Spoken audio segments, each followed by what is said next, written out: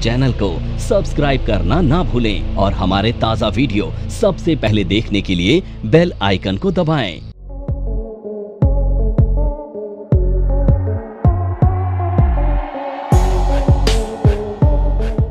बहुत सारे सेक्टर्स हैं इकोनॉमी में, कुछ सेक्टर्स का नाम बता सकते हो? Recording in progress. शाबाश। टेक्नोलॉजी। हाँ, सेक्टर्स एनालिसिस, ठीक है, बहुत सारे सेक्टर्स हैं, बट हम बात करेंगे मेजर सेक्टर्स की, जो इकोनॉमी में मेजर सेक्टर्स होते हैं उनके बारे में हम बात करेंगे, ठीक है। तो सबसे पहला एक चीज़ समझ लो कि इकोनॉमी में तो डेली बेसिस पर चीज़ें चेंज होती हैं। अभी हमारे देश में क्या चेंज हो रहा है? मौसम, है ना। मौसम कौन सा शुरू हो गया? आज देखो वोल्टास का शेयर चला हुआ है 5%। एसी बिकेंगे, गर्मियाँ पड़ेंगी, है ना। आप समझ पा रहे हो ना, डेली बेसिस पर मैक्रो माइक्रो लेवल पे चीज़ें चेंज हो रही हैं। अब इलेक्शन भी आने वाले हैं, फिर नई इलेक्शन के बाद नई गवर्नमेंट बनेगी, फिर गवर्नमेंट बनेगी तो नई पॉलिसीज़ बनाएगी, फिर पॉलिसी वाइज देश में कुछ चेंज होगा, और चेंज होने के बाद उसके इम्पैक्ट कहाँ पे आएंगे? सेक्टर्स पे आएंगे। अब एग्जांपल के तौर पर मान लो कि ये जो नई सरकार आएगी, नई सरकार मतलब नए टेन्योर के साथ आएगी, ये देश में ऐसा समझो कि रेलवे सेक्टर के लिए 1 लाख करोड़ का बजट पास कर देती है, तो उससे क्या होगा? रेलवे के शेयर्स भाग जाएंगे। तो आपने देखा एक पर्टिकुलर सेक्टर के लिए चीज़ें चेंज हुई और वो सेक्टर भाग गया। एक और एग्जांपल से समझाता हूँ। कोविड का समय था, तो कोविड के समय में तुमने देखा कि बहुत लिमिटेड सेक्टर्स चल रहे थे, बाकी सारे सेक्टर्स, अब कौन से सेक्टर चल रहे थे? देखो एफएमसीजी चल रहा था क्योंकि खाने पीने की ज़रूरत सबको थी, फार्मा चल रहा था, लोग बीमार थे, दवाइयाँ खा रहे थे, इंटरनेट चल रहा था, यानी mobile companies and internet companies चल रही थी, आईटी कंपनीज चल रही थी। तो ये 4 सेक्टर थे तो चल रहे थे। तो इकोनॉमी में जो भी होता है ना, अच्छा या बुरा, सबके लिए अच्छा बुरा नहीं होता, किसी के लिए अच्छा होता है, किसी के लिए बुरा होता है। अब कोविड किसके लिए अच्छा हो सकता है सोच के देखो, पर हॉस्पिटल्स के लिए अच्छा था ना, फार्मा कंपनीज के लिए अच्छा था। आ रही मेरी बात समझ में? तो इसी तरह से जो इकोनॉमी में चेंजेस आते हैं ना, वो हर सेक्टर्स के लिए अच्छे या बुरे नहीं होते। अब यही जानकारी आपको देखनी है जब किसी सेक्टर का आप चुनाव करेंगे, जब भी किसी सेक्टर को सेलेक्ट करेंगे तो सेक्टर एनालिसिस आप करेंगे। तो सबसे पहली चीज़ या सबसे पहला सेक्टर, हमारा जो सबसे पहला सेक्टर है आज का, उसका नाम है ऑयल एंड गैस सेक्टर। अब मुझे एक बात बताओ, ऑयल एंड गैस सेक्टर जो है, इसको आप अवॉइड कर सकते हो क्या? नहीं ना, तो नेसेसिटी है, ज़रूरत है। तो ऐसे सेक्टर जो ज़रूरत वाले सेक्टर हैं वो एवरग्रीन सेक्टर माने जाते हैं। उनको आप क्या बोलते हो? Evergreen sectors. क्यों बोलते हो? क्योंकि उनको आप अवॉइड नहीं कर सकते हो। तो सिमिलरली इसको भी आप अवॉइड नहीं कर सकते। पर देखो ऑयल एंड गैस सेक्टर में ना 3 तरह के वर्टिकल्स होते हैं। तो पहला वर्टिकल होता है जिसको हम कहते हैं अपस्ट्रीम सेगमेंट या सेक्टर, या सेगमेंट ही बोल दो, और दूसरा होता है मिड स्ट्रीम, और तीसरा होता है डाउनस्ट्रीम। अब देखो ये क्या क्या होता है, इसे समझ लो। अब देखो ये जो अपस्ट्रीम सेक्टर है ना, ये वो सेक्टर होता है जो ज़मीन से तेल निकालने का काम करता है। अब ज़मीन से कौन तेल निकाल रहा है भाई? रिलायंस निकाल रहा है, ओएनजीसी निकाल रहा है। तो रिलायंस एंड ओएनजीसी किस सेक्टर के शेयर्स हैं? अपस्ट्रीम सेगमेंट के। जो ट्रांसपोर्टेशन के थ्रू, पाइपलाइन के थ्रू सप्लाई कर रहा है उसको हम बोलते हैं मिड स्ट्रीम, और वो कंपनी है पेट्रोनेट एलएनजी, एक कंपनी। और तीसरी जो फाइनल प्रोडक्ट आपके घर में नहीं, आपकी गाड़ियों तक पहुंचाया जाता है, यानी कि ऑयल मार्केटिंग कंपनी, जिसे ओएमसीज भी बोलते हैं, ओएमसीज, ऑयल मार्केटिंग कंपनीज, जिसमें एचपीसीएल बीपीसीएल आती है, ठीक है। अब सवाल ये उठता है कि क्या क्रूड की कीमतें इन तीनों कंपनीज या सेगमेंट के शेयर्स को इम्पैक्ट करेंगी? जवाब है हाँ। अब आपको ना लॉजिकली सोचना है कि किसको कब ज़्यादा फायदा होगा। अब देखो 2 सूरतें होंगी। अब क्रूड के दाम या तो हाई होंगे या तो डाउन होंगे, ये 2 चीज़ें हैं ना। अगर क्रूड के प्राइस हाई होंगे तो हम मान लेते हैं $100 पर बैरल, और डाउन मान लेते हैं $50 पर बैरल। अब ये मान लेते हैं, ठीक है, बैरल इसकी वो है टर्म जिससे हम इसको मेजर करते हैं, ठीक है। तो आप मुझे ज़रा एक बात बताओ, अगर $100 पर बैरल क्रूड का दाम आता है तो इन तीनों में से किसको ज़्यादा फायदा होगा आपके हिसाब से? और क्यों, रीजन सोचो। हाँ, इसको क्यों सोचो, बताता हूं। अब ये मान के चलो कि ये क्रूड ऑयल को जमीन से निकालने का काम कर रहे हैं, तो जब ये क्रूड ऑयल को जमीन से निकालने का काम करते हैं तो इनकी कोई कॉस्ट आती होगी जिसे हम एक्सप्लोरेशन कॉस्ट बोल सकते हैं। अब ये समझो कि वो जो कॉस्ट है ना इनकी एक्सप्लोरेशन कॉस्ट, वो आती है, मान लेते हैं $40। अब ये $40 में तो ये निकाल पा रहे हैं, अब इसको ये $50 का बेचेंगे तो कितना बचा, तो इनकी प्रॉफिट क्या हुआ, और अगर $100 पे बेचेंगे तो ज़्यादा फायदा कब होगा। तो ऊंची कीमतें, जब भी प्राइस हाई होंगे किसको फायदा होगा, तो जब भी क्रूड की कीमतें ऊपर जाती हैं तुमको किस कंपनी के शेयर खरीदने चाहिए, आसान हो गया। अब समझ में आ गया है कि जब क्रूड की कीमतें ऊपर जाएंगी तो किस कंपनी के शेयर के प्राइस बढ़ेंगे, आ रहा है समझ में, सिंपल है। अगर ये उनको महंगा बेचे तो हमें तो महंगा ही पड़ेगा ना। तुमसे क्या मतलब है, इनका प्रॉफिट होना चाहिए, तुम फिर डाउनस्ट्रीम का प्रॉफिट नहीं बढ़ेगा। अभी याद, उस पर भी आता, इसको बाय एंड लार्ज ज़्यादा कोई फर्क पड़ता नहीं है। यहाँ पे आ जाओ, अब मान के चलो तुम्हें अगर अपनी गाड़ी में 150 रुपये लीटर पेट्रोल डलवाना पड़े तो तुम डलवाओगे भाई, पब्लिक ट्रांसपोर्ट पे शिफ्ट हो जाओगे। अभी तो जगह जगह लेके गाड़ियों में घूमते हो। अरे एक बात बोल रहा हूँ, बहुत लोगों के पास है उनकी बात कर लेते हैं। जगह जगह गाड़ियों में घूमते हैं ना लोग, पर महंगा होने पे क्या बोलते हैं पिताजी, अगर चलो तुम्हारे पास मान लेते हैं गाड़ी नहीं है, तुम्हारे पेरेंट्स के पास गाड़ी है, तो पिताजी एक बार सुना देंगे कि बेटा पानी से नहीं चलती है ना, बोलते हैं ना। तो कहने का मतलब क्या है कि जब क्रूड महंगा हो जाएगा तो डिमांड कम हो जाएगी, यानी ऑयल मार्केटिंग कंपनियां तब अच्छा करती हैं जब कीमतें डाउन होती हैं, तो इनके लिए लो प्राइसेस इंपॉर्टेंट हैं। अब सोचो जो पेट्रोल है वो 90 रुपीज से गिरकर 80 रुपये हो जाए या 70 रुपये हो जाए, तो इनकी डिमांड बढ़ेगी ना। आज हम ईवी पे क्यों शिफ्ट हो रहे हैं, कभी सोचा है तुमने? भाई सबसे बड़ा रीजन तो ईवी का पोल्यूशन है, और दूसरा क्रूड की बढ़ती हुई कीमतें। तो जब क्रूड महंगा होगा तो आप एक ऑल्टरनेटिव देख रहे हो ना, और वो ऑल्टरनेटिव क्या है, वो ये ऑल्टरनेटिव है ईवी। अब किसी का डाउट है पूछ लो। देखो आपको एक चीज बताता हूं मैं, जो साइंस के स्टूडेंट आई होप वो जानते होंगे इस बात को। नॉर्मली क्रूड ऑयल निकलता है ना, तो क्रूड ऑयल को डिफरेंट टेम्परेचर पे बॉयलर होते हैं बड़े बड़े, बॉयल किया जाता है, उसी में से कैरोसिन बनता है, उसी में से डीजल बनता है, उसी में से पेट्रोल बनता है, उसी में से क्या बनता है, गैस बनती है। ठीक है, अलग अलग टेम्परेचर पर। आ रही बात समझ में? अब इसके बाद अगला सेक्टर जो ऑयल एंड गैस से ही बनता है।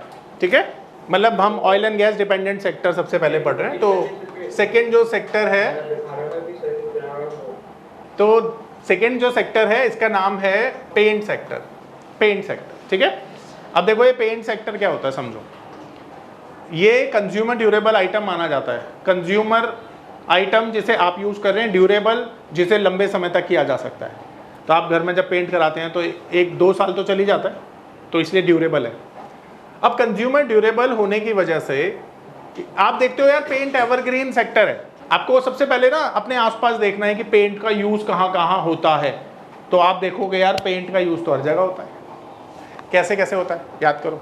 घरों में होता है, घरों में होता है, फर्नीचर पे होता है, गाड़ियों पे होता है, कैपिटल गुड्स पे होता है, ये एसी फ्रिज सारी चीज़ों पे है ना, हर जगह तो पेंट का यूज हो रहा है।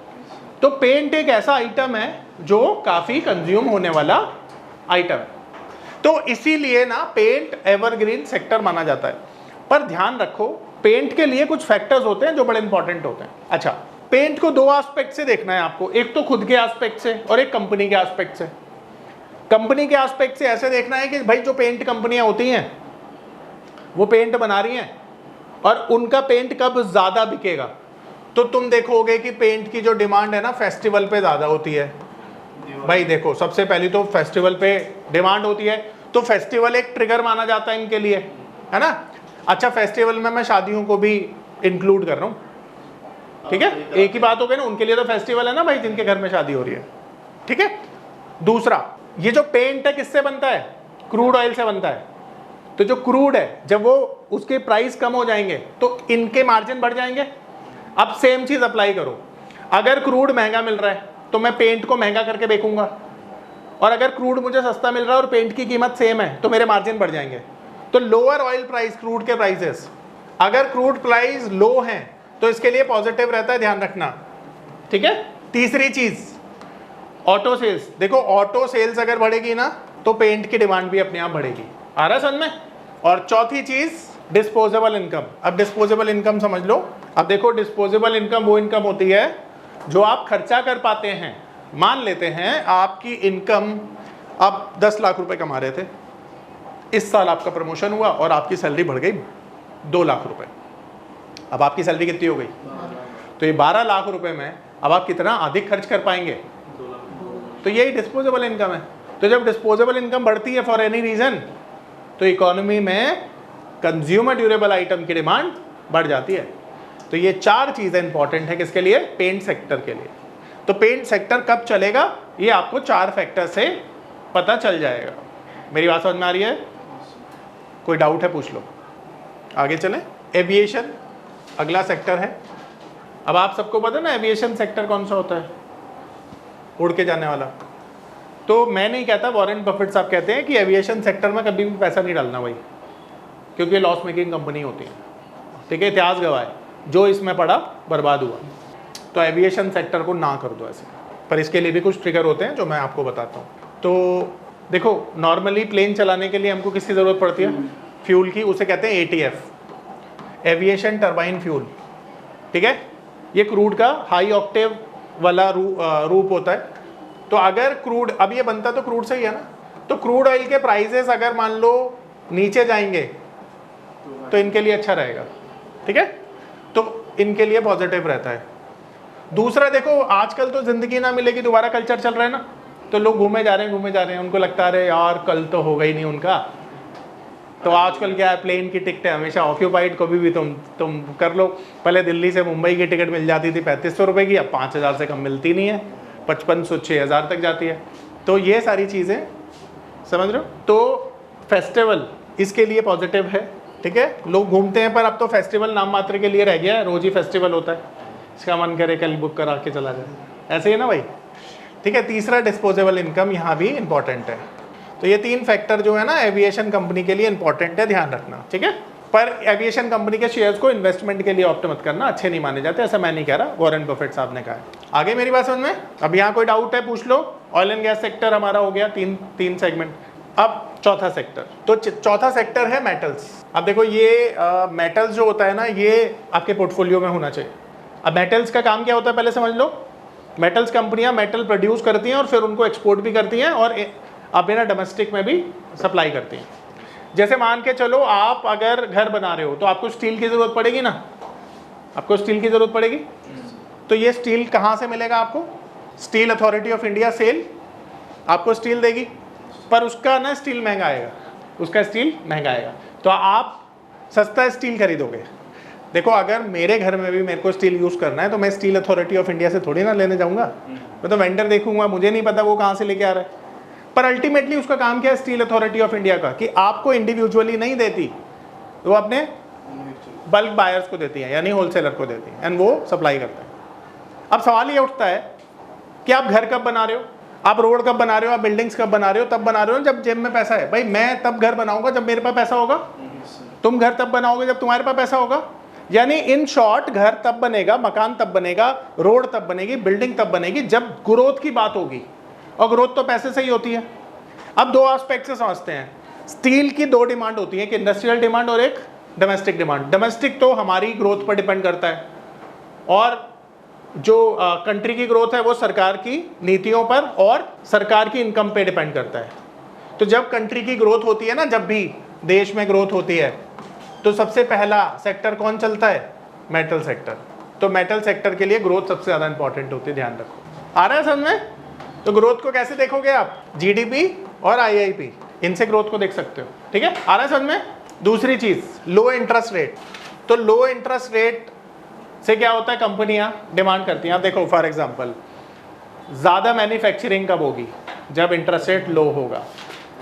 चाइना सबसे ज़्यादा यूज़र है किसका? बेस मेटल का, जिनकी अभी बात कर रहे हो।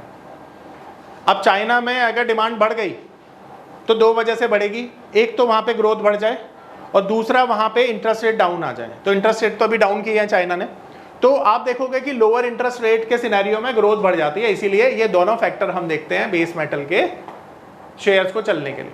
तो ये दोनों चीज़ें देखकर आप बेस मेटल के शेयर्स का चुनाव कर सकते हो। आ रही मेरी बात समझ में? कोई डाउट है तो पूछ लो। अब अगला सेक्टर है आईटी। अब ये जो आईटी सेक्टर है ना, ये वो सेक्टर है जो एवरग्रीन सेक्टर है, आपके पोर्टफोलियो में ज़रूर होना चाहिए, ज़रूर होना चाहिए, ध्यान रखो, इसके बिना कुछ नहीं है। अब देखो आईटी सेक्टर कब चलता है, पहले तो ये देख लो, जब ग्लोबल मार्केट अच्छा परफॉर्म करेगी तब आईटी शेयर चलते हैं, यानी कि ग्लोबल मार्केट के साथ आईटी सेक्टर अच्छा करता है। तो ग्लोबल मार्केट जब पॉजिटिव होंगी ना, तो आईटी सेक्टर के शेयर सबसे पहले चलेंगे, मेरी बात याद रख लेना। और दूसरा, तुम एक नई कंपनी कब खोलोगे? जब लोअर इंटरेस्ट रेट होंगे।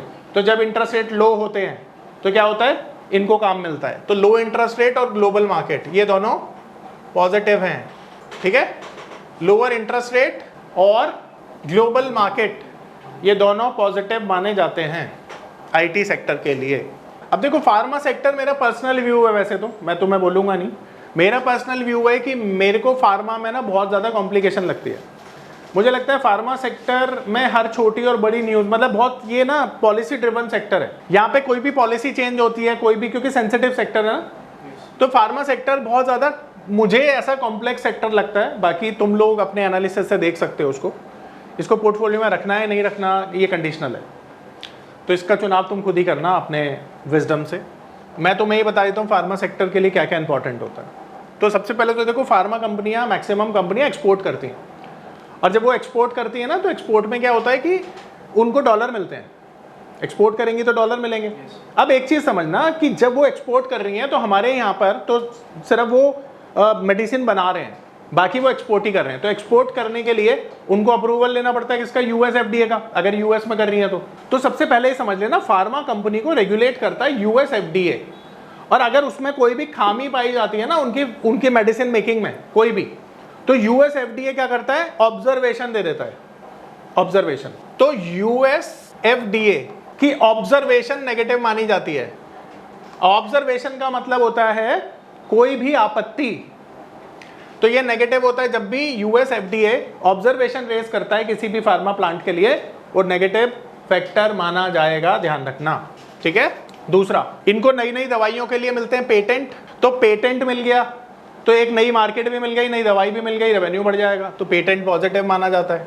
And last one, strong dollar, क्योंकि इनका रेवेन्यू डॉलर में आता है, स्ट्रॉन्ग डॉलर इनके लिए पॉजिटिव माना जाता है। ये तीन फैक्टर फार्मा कंपनी के लिए बड़े ही इंपॉर्टेंट माने जाते हैं, ठीक है। आ रही मेरी बात समझ में? ये तीन फैक्टर देखकर फार्मा कंपनी का चुनाव कर सकते हो। एंड वो नई नई बीमारियां जो आती है ना, वो भी इनके लिए पॉजिटिव होता है। अब अगला सेक्टर जो सबसे इंपॉर्टेंट सेक्टर माना जाता है वो है बैंकिंग। इसे ध्यान से समझना, बहुत इंपॉर्टेंट है, क्योंकि बैंकिंग बैकबोन मानी जाती है इकोनॉमी की, और इसके बिना कोई भी सेक्टर नहीं चल सकता, क्योंकि सबको किसकी ज़रूरत होगी, कैपिटल की, और कैपिटल कहाँ से मिलेगा आपको, यहीं से मिलेगा। तो सबसे पहले तो ऐसा समझ लेना बैंक का काम क्या होता है। देखो बैंक के दो काम होते हैं, सबसे पहला डिपॉजिट्स आपसे लेना और दूसरा लोन देना। ये मेजर काम है ना बैंक के, यही काम है। अब हम डिपॉजिट को ना दो रूप में देखते हैं, current account, saving account, current account and saving account, जिसे कहते हैं CASA, current account, saving account, ठीक है। अब ये जो कासा है ना, जब ये बढ़ता है, मान लो आज बैंक के पास, मान लेते हैं आज बैंक के पास 100 रुपए थे और ये बढ़कर हो गए 120 रुपए, तो ये बैंक के लिए अच्छी बात है, बुरी बात है? अच्छी बात है। क्यों अच्छी बात है, अब समझते हो? देखो, करंट अकाउंट पे 0% इंटरेस्ट और सेविंग अकाउंट पे 3% इंटरेस्ट मिलता है। इसका एवरेज निकाल दो तो 1.5% का इंटरेस्ट आया, 1.5% का इंटरेस्ट एवरेज आया। अब ये जब बैंक है ना लैंड करेगा, किसी को उधारी देगा, तो ये देगा 12% पे। इसका मार्जिन कितना हुआ, इसे मिला पैसा 1.5% पे, जब इसने आगे पैसा उधार दिया तो 12% पे दिया, यानी इसका जो प्रॉफिट आया वो कितना आया, इसे कहते हैं नेट इंटरेस्ट मार्जिन, NIM। अब सेम चीज, इसने RBI से लोन लिया 6% पे, 12% पे दिया, तो इसका NIM कितना आया, 6%। कौन सी सिचुएशन अच्छी है, कासा वाली या तो अगर कासा रेशो बढ़ जाएगा तो इसको चीप सोर्स ऑफ फंड मिल जाएगा, सस्ता पैसा मिल जाएगा, जिससे इसका NIM बढ़ेगा। इसीलिए बैंकिंग सेक्टर में सबसे बड़ा जो टर्न अराउंड देखा जाता है वो कासा रेशो देखा जाता है, यानी कासा रेशो जब भी बढ़ेगा बैंकिंग के लिए अच्छा रहेगा। ठीक है, अब बैंक लोन कब देते हैं ज़्यादा? जब लो इंटरेस्ट रेट होता है, तो लो इंटरेस्ट रेट बैंक के लिए पॉजिटिव होता है। ठीक है, महंगाई को बढ़ाने वाला सबसे बड़ा कंट्रीब्यूटर है क्रूड ऑयल। तो अगर क्रूड ऊपर जाएगा ना, क्रूड के प्राइसेस नीचे जाएंगे तो पॉजिटिव रहेगा, ध्यान रखना, क्योंकि महंगाई कंट्रोल में रहेगी। इन्फ्लेशन अगर नीचे जाएगी तो बैंकिंग के लिए अच्छा है, क्योंकि आरबीआई क्या करेगा, रेट ऑफ इंटरेस्ट को स्टेबल रखेगा, बढ़ाएगा नहीं। एंड मॉनसून, अगर अच्छा मॉनसून आएगा तो भी महंगाई नहीं बढ़ेगी, अगर अच्छा मॉनसून आएगा तो महंगाई नहीं बढ़ेगी, जिससे बैंकिंग के शेयर्स अच्छा करेंगे। तो ये सारी चीज़ें जो हैं बैंकिंग के शेयर्स के लिए अच्छी मानी जाती है। And one more, strong currency भी। ठीक है, स्ट्रॉन्ग आईएनआर, अगर आईएनआर बढ़ रहा है, स्ट्रॉन्ग हो रहा है, तो भी हमारे लिए पॉजिटिव माना जाएगा। ये सारे फैक्टर बैंकिंग के लिए इंपॉर्टेंट माने जाते हैं, ध्यान रखना। ठीक है, इसके बाद हम बात करते हैं एफएमसीजी, जो एवरग्रीन सेक्टर है। अच्छा, बैंक भी एवरग्रीन है, आपके पोर्टफोलियो में हो सकते हैं। एंड एफएमसीजी मतलब फास्ट मूविंग कंज्यूमर गुड्स, जो डेली बेसिस पर हम लोग कंज्यूम करते हैं, उनको हम बोलते हैं एफएमसीजी प्रोडक्ट्स। ठीक है, अब मुझे एक बात बताओ, एफएमसीजी प्रोडक्ट किससे बनते हैं? किससे बनते हैं?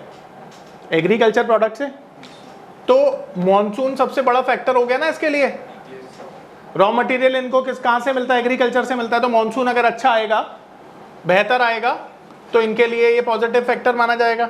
अब जब इनका प्रोडक्ट सस्ता बनेगा और गांव में इनकी डिमांड बढ़ेगी, कब? जब किसान की इनकम बढ़ेगी, और जब किसान की इनकम बढ़ती है तो क्या होता है? रूरल डिमांड बढ़ती है। तो रूरल डिमांड जब आती है ना, तो इसके लिए बहुत पॉजिटिव माना जाता है। ठीक है, रूरल डिमांड का बढ़ना इनके लिए पॉजिटिव माना जाता है। रूरल डिमांड से मेरा मतलब है किसान जब खरीदारी करता है, और किसान कब खरीदारी करता है? जब अच्छा मानसून आता है, तभी तो भाई बेचारे को पैसा बचता है। आ रही बात समझ में? ये दो फैक्टर एफएमसीजी के लिए बहुत अच्छे माने जाते हैं। ठीक है, तीसरा फैक्टर डिस्पोजेबल इनकम, जब लोगों की इनकम बढ़ती है तो कंजम्पशन बढ़ाते हैं। ठीक है, तो ये तीन फैक्टर जो हैं इंपॉर्टेंट माने जाते हैं। अब करते हैं ऑटो सेक्टर। देखो आजकल तो ऑटो सेक्टर बहुत अच्छा चल रहा है। क्यों चल रहा है बता देता हूँ। इलेक्ट्रिक व्हीकल सबसे बड़ा इसके लिए ट्रिगर बना, जिसकी वजह से चल रहा है। अब तुम सोचो ये कैसे? अब देखो, डीजल की गाड़ियाँ दिल्ली में एक्सपायर हो जाती है 10 साल के बाद, पेट्रोल की 15 साल के बाद। अब 15 साल, अब जैसे फॉर एग्जांपल तुम अपना एग्जांपल ले लो ना, तुम्हारे पास एक गाड़ी है जो डीजल से चलती है और अब वो एक्सपायर होने वाली है, उसका रजिस्ट्रेशन एक्सपायर होने वाला है, तो वो दिल्ली में चलेगी नहीं। अब तुम क्या करोगे? तुम दोबारा डीजल वाली गाड़ी खरीदोगे, या तुम ये सोच के बैठे हो कि यार ईवी वाली गाड़ियाँ रिप्लेस हो जाएंगी और आने वाले टाइम में तो ईवी चला करेगी। और गाड़ी कोई ऐसी चीज़ होती नहीं जो बंदा हर साल खरीदे, है ना। मिडिल क्लास में कहाँ हर साल गाड़ी खरीद रहे हैं, 5-6 साल 10 साल तो चलाते ही। तो तुम क्या सोच के गाड़ी खरीद रहे हो कि मुझे 10 साल तक रखनी है या हर साल बदल देनी है? देखो, अगर हर साल बदलने वाली बात है तो तुम्हारे लिए फिर ना कुछ मैटर नहीं करता, क्योंकि पैसा ही इतना है। फिर तुम ईवी भी खरीद लोगे, पेट्रोल भी खरीद लोगे, तुम तो हेलीकॉप्टर खरीद लोगे, फिर क्या ही बात करें।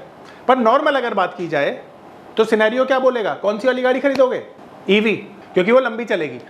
अब हर बंदा तो यही सोच के बैठा है कि अगर उसको गाड़ी रिप्लेस करनी है तो ईवी के साथ रिप्लेस करे। पर एक चैलेंज है ईवी में, सबसे बड़ा चैलेंज ये है कि जो चार्जिंग स्टेशन है ना, वो अभी उतने ज़्यादा नहीं बने, जिसकी वजह से आपको सोचना पड़ता है। बट फिर भी लेने वाले तो ले रहे हैं और इसकी डिमांड बढ़ रही है। अब सिंपल सी चीज़ है कि 10 करोड़ व्हीकल अगर क्या होंगे, एकदम रिप्लेस हो जाएंगे, तो देखो ये 10 करोड़ की डिमांड तो आने वाले टाइम में कहीं ना कहीं तो आएगी। तो जब आएगी तो तुम समझ सकते हो क्या होगा, रेवोल्यूशन होगा। और वही इसलिए ये जो ऑटो सेक्टर है ये चल चुका है। अब दूसरी चीज़ ऑटो में जो इम्पोर्टेंट है वो क्या है? देखो, फेस्टिवल पे लोग गाड़ियों की डिमांड करते हैं। अभी की अगर हम बात करें तो क्रूड के प्राइसेस भी समहाउ इम्पॉर्टेंटली काम करते हैं, है ना। यानी लो क्रूड ऑयल प्राइस के लिए पॉजिटिव है। फिर इंटरेस्ट रेट भी इम्पॉर्टेंट है, लो इंटरेस्ट रेट पॉजिटिव है इसके लिए। ठीक है, फेस्टिवल पॉजिटिव है इसके लिए। और ये डिस्पोजेबल इनकम, देखो अब ऑटो का मतलब गाड़ी से नहीं है, बाइक से भी है। तो डिस्पोजेबल इनकम जब बढ़ती है तो लोग बाइक ले सकते हैं, गाड़ियाँ भी ले सकते हैं। ठीक है, तो डिस्पोजेबल इनकम जब बढ़ती है तो इसके लिए पॉजिटिव रहता है। ठीक है, तो 5 फैक्टर इंपॉर्टेंट होते हैं इसके लिए। ठीक है, तो ऑटो के लिए ये सारी चीजें आप देखते हो। मेरा नाम है अतुल। मैं एक नामी होटल में मैनेजर के तौर पर जॉब करता था। मार्च 2020 में लॉकडाउन के दौरान मेरी जॉब चली गई। उसके बाद मुझे घर चलाने और बच्चों के भविष्य की चिंता होने लगी। फिर मैंने शेयर मार्केट के फील्ड में ऑनलाइन कुछ करने का प्लान किया, लेकिन मुझे शेयर मार्केट का ABCD भी नहीं आता था। फिर मैं एक ऐसे प्लेटफॉर्म को खोजने लगा जो मुझे घर बैठे सही और सरल भाषा में शेयर मार्केट में ट्रेडिंग करना सिखा सके। तभी मुझे मिला NIFM का online education platform www.onlinenifm.com। NIFM के ऑनलाइन एजुकेशन प्लेटफॉर्म पर बहुत से ऐसे कोर्स थे जिनसे मैं अपने स्टॉक मार्केट में इन्वेस्टमेंट और ट्रेडिंग के सपनों को पूरा कर सकता था, जैसे कि stock market trading beginners course, NIFM certified smart investor course, advance level smart investor course, technical analysis course, fundamental analysis course, options trading strategies, research analyst certificate course, diploma in financial market course और ना जाने ऐसे बहुत से course उपलब्ध हैं। फिर मैंने www.onlinenifm.com की साइट पर जाकर NIFM का NIFM certified smart investor course को ऑनलाइन परचेज किया, जिसको सीखने के बाद मैंने जाना कि शेयर मार्केट से पैसा कमाना कितना आसान है। बस आपको एक सही प्लेटफॉर्म की जरूरत है, जो है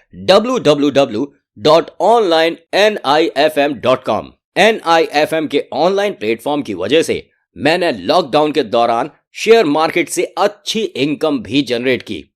थैंक्स NIFM, जिसकी वजह से आज मैं एक होटल मैनेजर से प्रोफेशनल ट्रेडर बन पाया। कॉल 8588868475 और विजिट www.onlinenifm.com।